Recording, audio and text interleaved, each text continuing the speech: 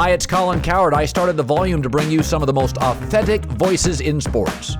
While you're here, make sure you hit subscribe. Thanks.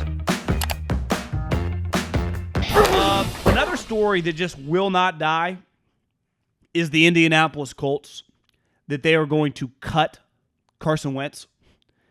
And I thought a lot about this weekend. Like, what is this? It's not out of nowhere, because ultimately they lost to the Jacksonville Jags week 18. All they had to do is win that game and make it to the playoffs. Though they haven't beat the Jags in Jacksonville since 2014. So it's somewhat of, it isn't just random. Like, they always lose to them. Hell, remember last year they lost to him, Phillip Rivers' first game? But I started to theorize, like, why is this out there? And I think we talked about in the last podcast, the two stories about the two quarterbacks, my theory, both coming from the owner. Kyler Murray, the Cardinals, funneled all that information to Chris Mortensen. I think that's coming from the owner. Chris Mortensen's take on how the Colts could cut or trade Carson Wentz, I think that's all coming from Jim Irsay. But then I thought, why? Now, part of it, I think Jim's really mad. There was a story that after they lost to the Jacksonville Jags, you know, they kicked off at 1 o'clock, so the game ends at 5. By the time they're getting back to Indy, it was like probably 11 or midnight. That the story was that he grabbed Chris Ballard and Frank Wright, and he told them to come into his office, and he screamed at them for a long time. It's like, Arr! It's like, Jim, you're all mad. Like, just be happy you own an NFL team and fucking smile and go play your music. Like, shut up, bro. Some of these owners, man. Jim, you're screaming at him for what? You know, like, coach better. What does that even mean? Sometimes these owners makes me shake my head. But, like, who knows? If I was in that position, I probably would have been mad too, and then I would realize, like, yeah, whatever. I'm going to go home in my huge house and just relax. But clearly this guy who's on edge feels like, you know, he's used substances, and he got pulled over a couple years ago with a ton of pills and like $30,000 cash. It's like, bro, are we a drug dealer or are we an NFL owner? Remember how that story just kind of went away? I think this is because the Indianapolis Colts want him to take a pay cut. And I don't totally blame them. Because you are going to hear in the next week when the combine happens of a lot of teams are going to go to active players on their roster right now that are under contract and will go to player X. Let's just say I'm just going to pick a guard who's making $7 million and go, listen, we will cut you for no cost, or you can take that $7 million salary and put it down to 3.5, and you can stay on our team. And if that player is comfortable with doing that because he likes playing for that coach, he's in a good situation, he'll say yes. If his agent goes, actually, I think we can get you more on the open market. We can get you a multi-year deal. We're not going to take a pay cut. We're going to call your bluff. Cut us. Because ultimately, I bet the Colts go, you're a $30+ million quarterback. How about you play this year for $15 million? And that $15 million bonus we owe you in 2 weeks, how about you cut that thing down in half? How about we owe you $6 million? And his agent and his representation can either say, yeah, you know what? Frank believes in us. Chris Ballard traded for me.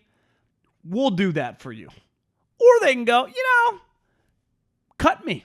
Because I believe that someone will give me that $15 million that you're refusing to pay me.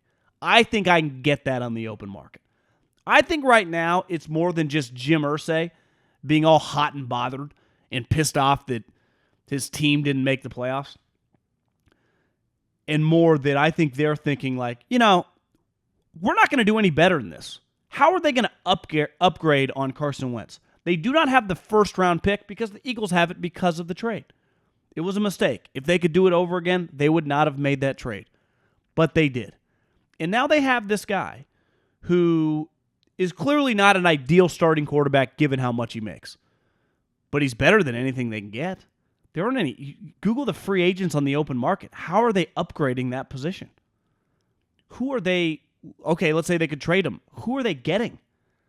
This is potentially, it's hard to say because we'll look back in 2 or 3 years and go, actually, it was a pretty good quarterback draft. On paper, it is a terrible quarterback draft. God awful. I mean, in pre-quarterback inflation, there might be one guy that would go in the second round. Instead, they'll end up, 3 guys will go in the top 40 picks, and 2 of them will probably be below average. Just the way it works. I think the Colts want this guy to take a pay cut, as they should. And they're just going to have to, we'll see if their tactics of going public, going through the national media. Now, you could argue if you watch Chris Ballard, when he gave the goodbye press conference, he kind of crushed him. But really, when he says he crushes them, this is where I struggle with it. It's like he crushed them because he says he doesn't make layup throws. He doesn't make the layup throws.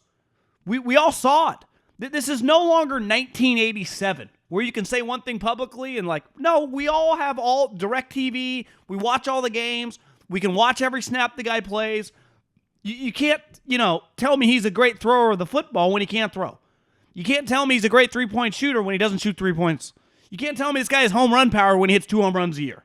You can't lie to the fans anymore. So I never actually have that big of an issue with people being honest publicly, but players do sometimes. Clearly Kyler's all up in his feelings. Though it's well, Kyler, you were terrible. So you're mad that the team put it on you. You were bad. Who are the team supposed to put it on? A.J. Green? They supposed to blame J.J. Watt? We watched you play, 28 million people on that Monday Night Football game, and you were the worst player for any starting quarterback in the playoffs, beside maybe the Tannehill performance. But Tannehill got shit on. So it's part of the territory. Now, this is also part of the territory when you're a quarterback. Quarterbacks take a lot of heat, right or wrong. It's the reason they make all the money. You notice who we don't give that much heat to? The random right tackle. Because he might make $4 million. He's easily replaceable. Once I start paying you $30, $35, $40 million, there's a reason Dak takes a lot of arrows. Makes $40 million a year.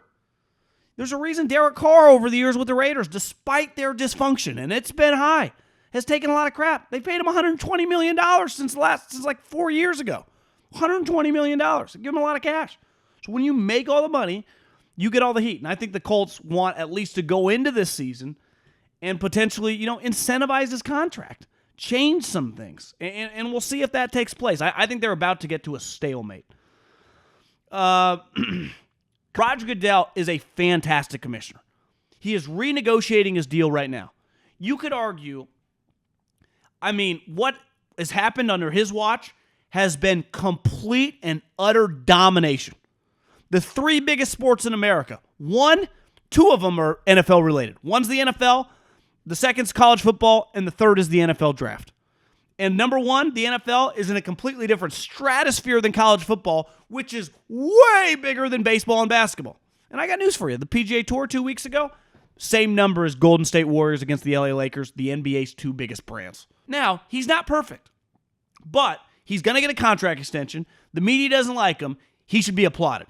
Because on his watch, whether he deserves all the credit or not, the league prints money. And the reason that some of these coaches get mad at him, listen, I understand Bill Belichick or guys can get mad at him, especially this week for the Combine. But the reason Bill Belichick makes $25 million a year and not 3 is because the league is doing the numbers in which they're doing with revenue.